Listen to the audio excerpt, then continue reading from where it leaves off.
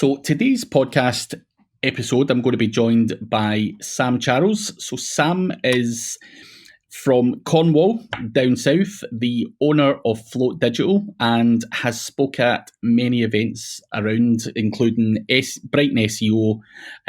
We spoke together in Milan, is that right, Sam? Yeah, that's right. MB Summit, and you've done various other bits and bobs. So I'm sure for anyone that has any ounce of education in the SEO industry will have heard you or stumbled across you or something. So thank you very much for joining me. But for anyone who doesn't know who you are, what you do, can you just give us a wee bit of a background of what you do and just how you got there? Yeah, sure. So thanks for having me on your show.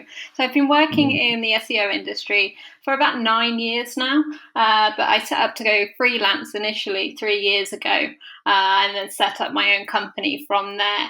So I predominantly work in SEO, but I dabble in PPC a little bit as well, and that's what our agency does offer. But that's the other side of the kind of brains behind the agency, which is my husband who does the PPC side of things.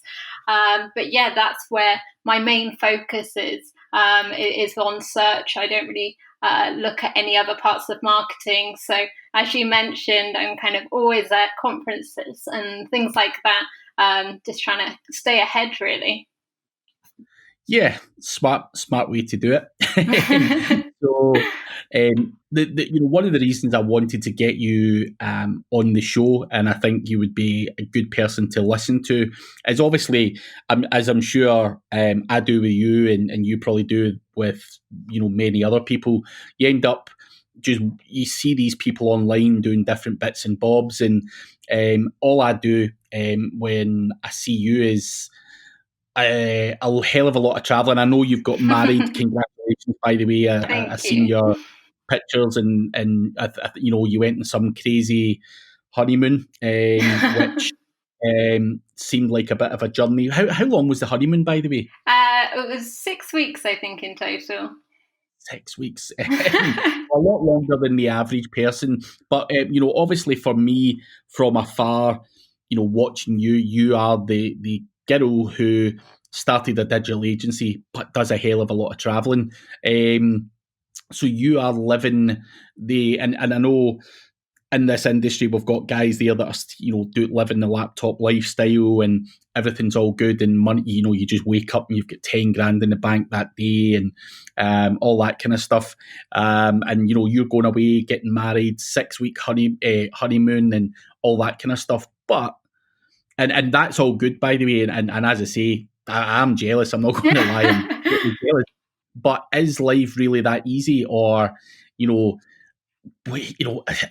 it, do you have the setup? That's just a straight, honest question. Do you have the setup that you can just stroll about doing that, or are you working like an absolute animal at night time to try and enjoy the sun during the day?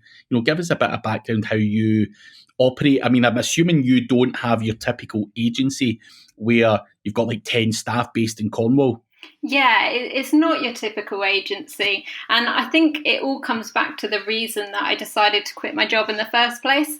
So 3 years ago, I was working long hours. I always lived in Cornwall. I did move around a little bit and lived in Australia and things like that, but I've never lived in London. And I've never really been one of those corporate people climbing a kind of corporate ladder. But when I was working in another agency, I was so tired and I was so stressed, and I was an SEO and PPC account manager, and I loved my job and I loved the industry and all the people that I worked with. But I just found that I was so tired. And then when it got to the end of the week, all I wanted to do was sleep. And I was just wishing away the best years of my life. So in my 20s, I figured I shouldn't be doing that. And I'm really lucky that I love Cornwall. I decided I wanted to spend the rest of my life and bring up a family here. So I bought a house down here when I was 23. And that's really lucky because it's quite a cheap area that you can buy a house when you're quite young. You haven't got the problem like you would in London where property is really expensive. So I thought to myself, if I could just quit my job and just have maybe a couple of SEO clients, I could cover my mortgage. I could have a bit more of a chilled lifestyle, and I could actually enjoy the summers in Cornwall and things like that.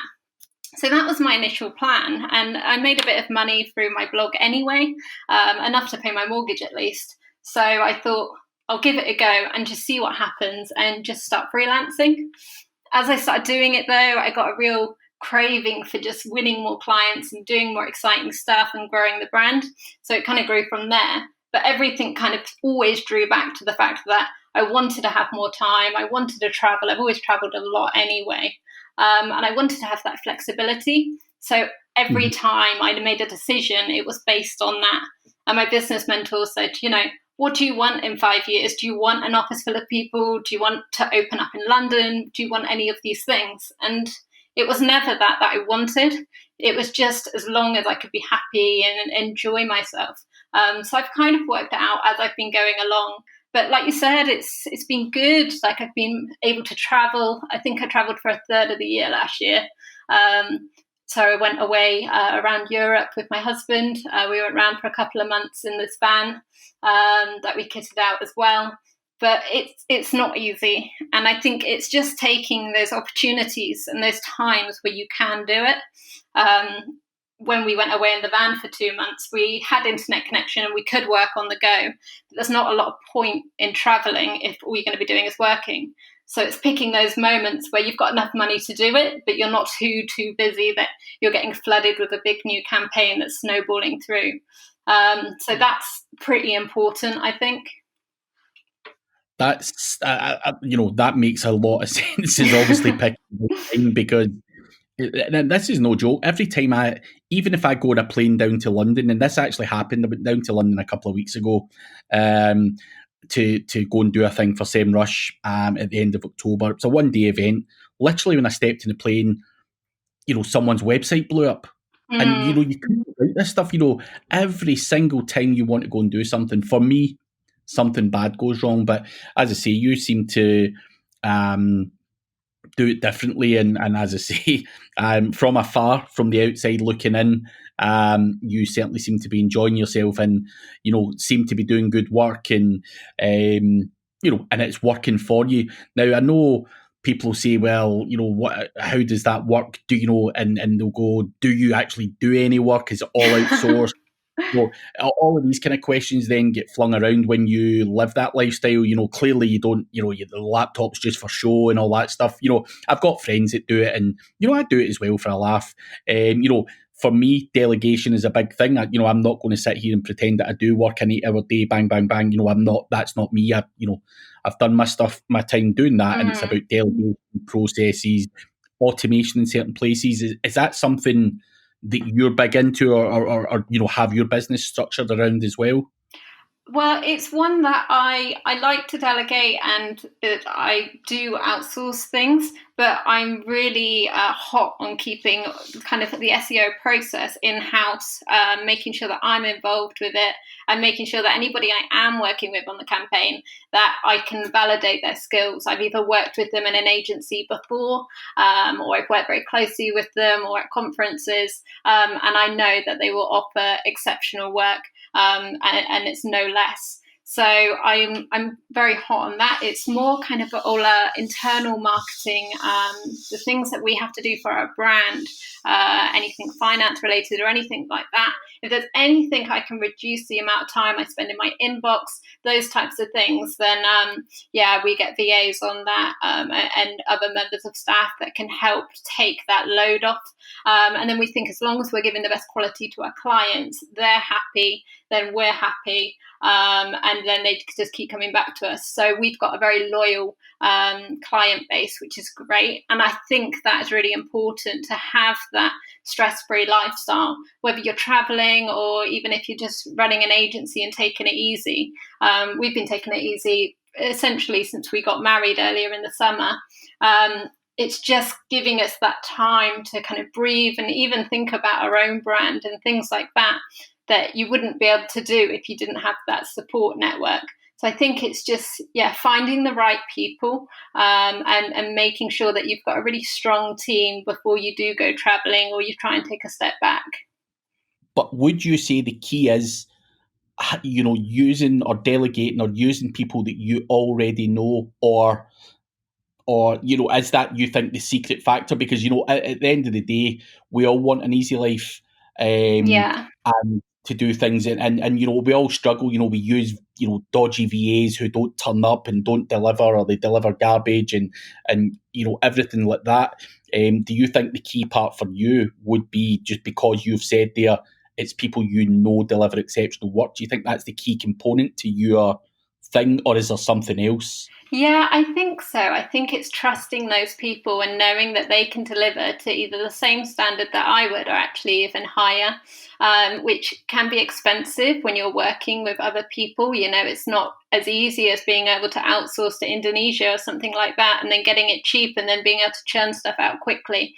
It's not the same kind of process as that, which I know some people do, and they do get good results with it. And there's other agencies that we speak to that work that way, which is fine. But for us to then actually have to go through work and kind of fix it and things like that, it's not really a process that works for us. So if we know the people, we can go meet up with them, even if it's just really quickly, just one afternoon, go and grab a cup of tea, check in, how are things going. It's just creating a team of people that you trust and you work with, but then actually just having it more remote as well. And we do have a bit of a base in Falmouth, but we do all have flexibility where we're kind of moving around. And it's also great to be able to get the right people for the job too. You're not kind of limited by where they are and what other campaigns they're working on. Yeah, no, that's cool. As I say, I think it's good to get that kind of insight. And, as I say, you do things differently, and it's clearly very successful. The one other question I want to ask you about your personal structure and agency, which, I work with my wife, and loads of people ask the question, how the hell do you make that a success? You obviously mentioned that your new husband is the PPC guy within your agency. Do you fight? What I was going to joke about, I would normally always fight with PPC guys from an SEO point of view, because they're always doing what I would consider, shonky work and all that kind of stuff. Do you have those kind of fights in there? And then on a serious level, obviously, how do you find working with them? Is that something that's sustainable, ongoing, or do you have to get out and about and go to a coffee shop and get away from them? How do you handle that? We get asked this all the time. It's really funny, but actually, we don't really argue anyway. We tend to kind of raise concerns and chat it out, and then that's about it, really. So I think both of us are quite easygoing. And what I think really, really helps is that he stays in his lane with PPC and I stay in my lane with SEO. I know PPC, I know how it works. I can run PPC campaigns and things like that, but it's not my area of specialty. It's not what I do. I am an SEO. And it's the same with Sam. He knows how it works. He could give a talk at a conference even. He knows what he's talking about. But he doesn't interfere with my work and I don't interfere with his, unless we're collaborating on a campaign and a client's got both of the services going. And of course, like you would in any agency, you work together to kind of share data and insights. But otherwise, I think that works quite nicely because we're both in charge of our own campaigns and what we're doing. And so we're not really underneath each other or stepping on each other's toes. So that's really great. So I think in the long term, so far so good. But yeah, I think at first I was a little bit perhaps apprehensive at the beginning. We didn't know how it was going to go down because initially, as I was saying before, I just planned to be a freelance SEO. I wasn't expecting to make any amount of, obviously enough money to pay my bills, but I wasn't expecting to make a huge amount of money. I wasn't expecting to grow a brand or anything like that. I was just taking each day as it came. So at first it didn't really seem like something we'd end up doing, but then it just made sense. Why both be freelance when we could just bring those two together? Yeah, no, it's scaling up and making it better. I think it's Yeah. and I would certainly say anyone who doesn't or would fear working with their wife or husband or whatever. It certainly worked out well for me. I don't think I could trust anyone more than I would probably trust my wife either. Exactly. And, there's no bullshit. You can just turn around to your wife and say, listen, this is a problem. This needs dealt with. We need to fix it. And, by all means, have a debate, and then that's it over with. It's, and obviously maybe if you weren't working with your wife, it might be a more difficult conversation. But I think, if you can, I think it works well. It worked very well for me. Maybe, some husbands and wives have different types of relationships, but Yeah. I would certainly say don't dismiss it just in the off chat, because everyone says, oh, no way, I couldn't do that. Yeah. So it's been successful for me. And it's great to see that you're successful with it. And as I say, I wanted to ask the question because I'm sick of people asking me it. Yeah, So, and I mean, it's just doing it and giving it a go, and then realizing that actually it's so much nicer having the person that you love the most and you spend all your time with to be along with the ride, with the kind of the successes, and if there is any failures, then it makes life a bit easier. and I think also in this industry, it's good to have someone at home just to talk to that actually knows what you're talking about. Imagine that your husband was a plumber, for example, and maybe you're needing someone to talk to about some crap SEO client that doesn't understand that unique content's important or something like that. Yeah, And he's no clue what exactly. you're talking about. So I think it helps from that point of view as well. Not that you want to be chatting work all night or anything like that, but it's good to have a bit of an understanding of what each other does, I think. But hey ho. Yeah, for But sure. Having somebody that you can kind of talk to about things that are work related, and you can get things off your chest, and like you said, they understand and know what you're talking about, rather than being like, oh, I have to explain it, it's not worth it. I just can't imagine it any other way now. yeah, no, it's, as I say, it's great that it works, and I think if it's working well and you're having success and you're leading the lifestyle that you're leading, then long may it continue. Fingers crossed. The next thing I want to ask you about, and it's something I'm not entirely sure of the full background, and obviously you'll be able to fill us in on that. But I've seen it from afar. Was you won something you won kind of a mentorship thing to go and see Peter Jones from the Dragon's Den? What was that all about? I'm quite keen to hear what that was, and obviously what happened. Was his advice good and all that kind of stuff? So first of all, how did that come about? Yeah, so initially I saw an advert on television, and it was a Sage advert, and it was Peter Jones from Dragon's Den saying, win a half-day mentoring session with me, just enter online. And I thought, well, I'll enter. I've never entered a competition or an award or anything like that at this point. So I thought, I'll give it a go. What's the worst that can happen? It's free. Copied and pasted some information about kind of what we're doing and what the brand is and my experience, and why I'd like to win. And then I got a phone call from Stephen Kelly, the CEO of Sage at the time, saying that I'd won. So yeah, that was pretty amazing. I think the next 2 days later, I was on my way up to London to meet Peter Jones at a press conference. From there, I had a couple of meetings with his assistant, who then helped prepare the session that I was going to have with Peter Jones in the coming months. So that was really exciting. And then Sage got in touch and said, do you know what, actually, we want to document all of this. We create videos about our clients and what they're doing. And what we want to do is we just want to get some more information about what you're doing, come to Cornwall and film it. And then when you do meet Peter Jones, we'll be there to kind of come along for the ride and film it and document it. So that's what ended up happening, which is really, really excited. And then we planned for the session, and then I went and met Peter Jones up in Marlow, which is where his offices are. It's really, really exciting, so nerve-wracking.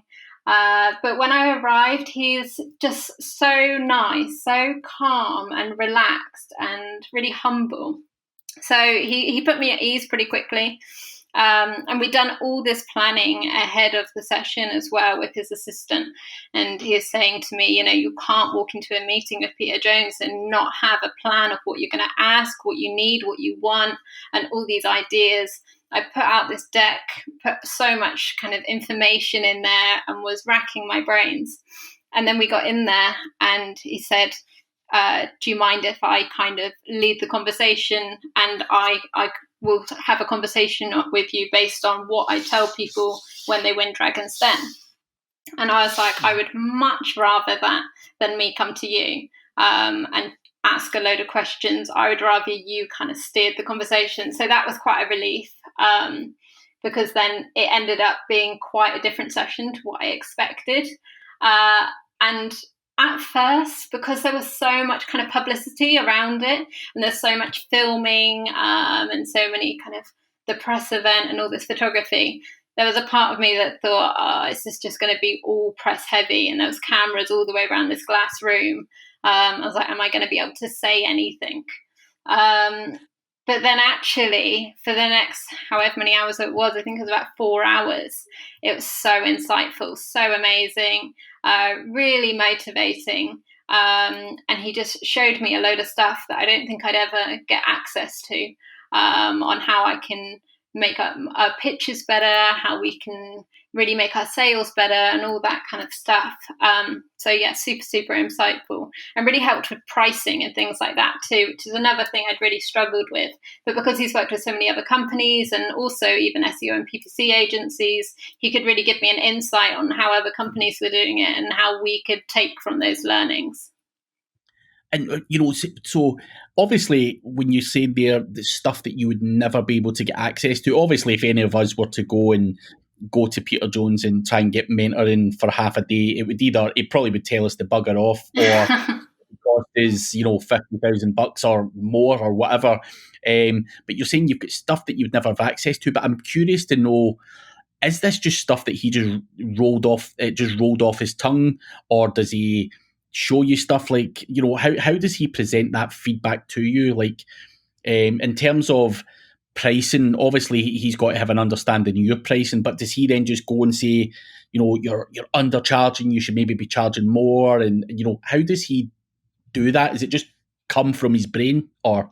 Yeah, so he critiqued the website, he critiqued our pitch document, he gave loads of advice on how we could do it better, but then he showed how other companies were doing it that he'd been working with, which is really, really helpful, and to see what their pricing structures look like. So he didn't give away any of the company's personal information or anything like that, but he was able to give us an idea of what kind of money we should be making, and what we can expect to achieve. And he said to me, what is your ambition? Do you want to have this, the sky rise with 100 employees? Do you want to be turning over millions? And I was like, to be honest, that's not really where we're heading for. It's a lifestyle brand. And yes, we want to make more money and we want this certain lifestyle. But we don't want to be opening up offices all over the place and working 14-hour days, because that's exactly what we're leaving. And he was like, okay. So it was kind of shaping around what we wanted and what strategy we should be taking. So I think the main thing that was really interesting is having that business mentor, but just because he's had so many different insights to so many different companies and ones that are similar and so high grossing, he can give you a real idea of where you should be heading and steering you in the right direction. So, for Peter Jones, did he say anything like, come on, Sam, you don't want, your life, the business that you want to run's garbage. You could make a lot more if you just set up some offices? Or was he totally like, I get it, I think you're doing the right thing with the business that you've got? What was his approach like? Yeah, he was more like, what you're doing is good, and for the type of business you want. He was saying, if I wanted to, if I did want a big sky rise in London with 100 people working there, then the approach would need to be different. And it was talking about how targeting clients in the right way, and how at the time that I was targeting clients that were too small, and he was saying about how to shape the website and how to have content that reads the right way, so you're targeting people so that actually they'll trust you with their money. And it was a lot to do with how you get people to trust you and get them through that process and that sales process. So that was really interesting as well. It's amazing how that guy has that type of knowledge though as well. Just understanding how to shape a website. Now, obviously, I've never met Peter Jones and guys like that, but it's amazing to know that he pays that level of attention to businesses. Do you not feel like that as well? Like, I mean, this guy is insane in terms of, obviously he works with massive companies and stuff, but I just never thought he would have been right down into the nitty gritty like that, in terms of how to shape your website and stuff. Yeah, I think it's more looking at a kind of broader way of kind of branding and how other people are looking at your site. And I guess from more of an experience angle. But there's a couple of things that he mentioned about the site that wouldn't be so good for the user. But then I was thinking in my head, like, oh, it's there because of SEO, which is, a battle you're going to have. So I guess there's certain elements there that it's just taking certain bits and then seeing how you can use it to your advantage. But yeah, it's interesting, a lot of the things. I mean, my head was just full of all these ideas and all these things that he said that we should change on the site. And then I was just driving back down to Cornwall, and I remember calling my husband on hands-free and just saying, like, you have to write this down, like my head is going to explode. I imagine, even an hour with that guy would blow most people's brains, never mind, the 4 or whatever that you had with him. So it's amazing. And I hope that as a result, you've seen a massive growth, I'm assuming. Yeah, absolutely. So you have seen massive changes. And, even see when he was talking about pricing and stuff like that, was he telling you to up your price, lower your price? Not that I'm, asking anything personal in terms of pricing, but, did that, just say it was price that he was talking about. I would be curious to know whether it was up, low, and did that actually work? He was saying to up our pricing, which we're doing gradually, and we're doing that in a way that we're only doing it when we're adding more value, so we're not just upping for the sake of upping. But the pricing that he's kind of laid out, I think for us to get there is something we are going to have to do in stages. I think just to jump there, I don't know how we would do that. So it is a bit of a journey until we reach that point. But I think we went in there with our Cornwall prices modest, which has changed a bit now, but they were certainly modest at the beginning, especially with the ambition just to be freelance. And he said, that is not what you should be charging, which I kind of knew. And I knew that we were competitively priced when I first started freelancing. But sorry, go on. No, I was going to say it's something I can totally relate to, because obviously I started out as a freelancer, and I'm from Glasgow, and it's not the same as London prices and all that exact same thing. And I was always scared I'm like, should I charge more, or how much can I charge more? And then you hear stories of, guys in London charging X, Y, and Z, and I didn't feel comfortable with the, robbing people, is the way my mind was telling me. But business is business. The older I've got, business is business, and you've got to charge your worth. It's not about charging more, making, you're probably at one point, always going to have that freelancer thoughts in your head, but sometimes I think you have to shake that off and just go regular, and it's the only way you're going to be hugely successful and have money. And I think it's something, as I say, I can totally relate to. I wouldn't be comfortable if someone like Peter Jones said to me, listen, you need to up your prices here. You're charging, 10 times way too, little. You need to charge your worth. You can't just go and slap everyone's prices up by 10 times or whatever. I totally get where you're coming from. Yeah, exactly. From that point of view. But I do think that as SEOs, we charge enough. There's a lot of charlatans out there who are charging a lot more than us and not delivering. So if you're delivering good work you've got to know your value to the business as well and what you're bringing to a business, and look at all of that as well, because you're not here to work for free. So, it's good to see that, even taking bits of Peter's advice has had a positive impact on your business, even though you've, not put them all into practice. And I'm sure over the next few years, would I be right in saying that you've probably still got bits of his advice to continually add to your business? Yeah, I think that's it. I think there's certain parts of the advice that we got out of it that are really helpful, but at this moment in time, we can't quite implement.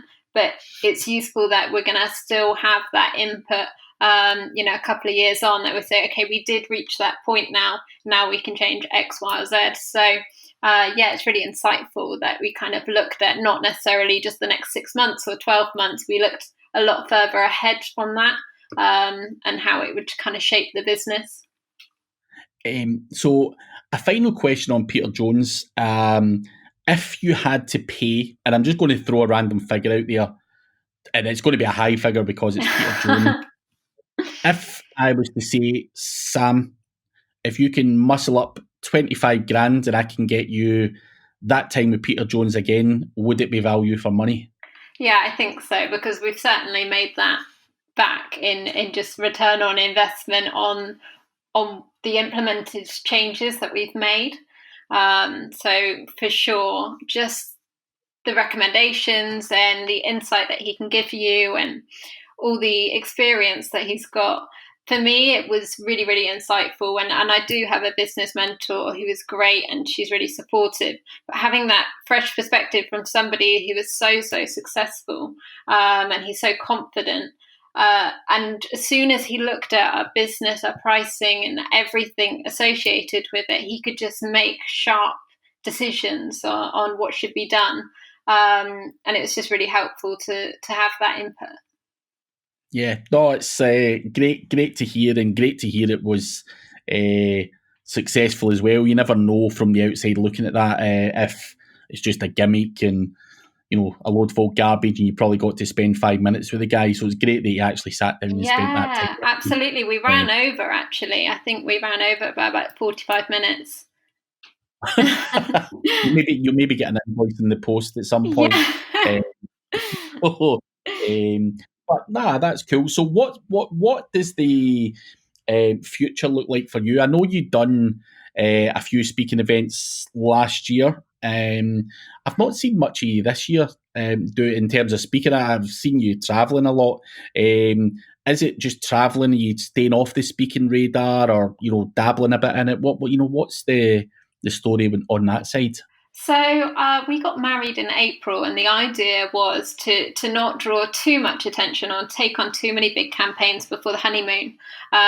We knew that we were going away for 6 weeks, and it's something that we really wanted to dedicate some time to. So we thought if we were going to go win some big campaigns, it'd be quite bad timing for us. We did, though, typically, which is great, and it's we got some good campaigns under our belt, which is really, really brilliant. But we didn't want to kind of take off more than we could chew. So we were on the quiet front. And then after the wedding, we played a lot of catch up, and we actually had a huge influx of sales just as we got back. It was quite good timing, actually. So then we've just been really, really busy growing the business and then getting ready for the next stage of kind of sales and pushing for some more growth, which we don't usually do sales or marketing or anything like that. We're really lucky that all of our clients come through recommendation, mostly from people in the industry, which is amazing. But we do want to push it and take it to the next level now. So the last thing we want to do, though, is give it that push before we're ready to make sure we can satisfy our clients and we can take on that workload. We're confident that we've got the capacity. We're confident that we can deliver the work.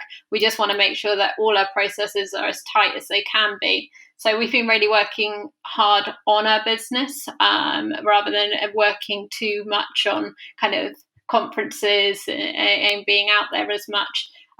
Just so that we're all ready. And then we had another influx of sales and campaign kickoffs just as summer ended.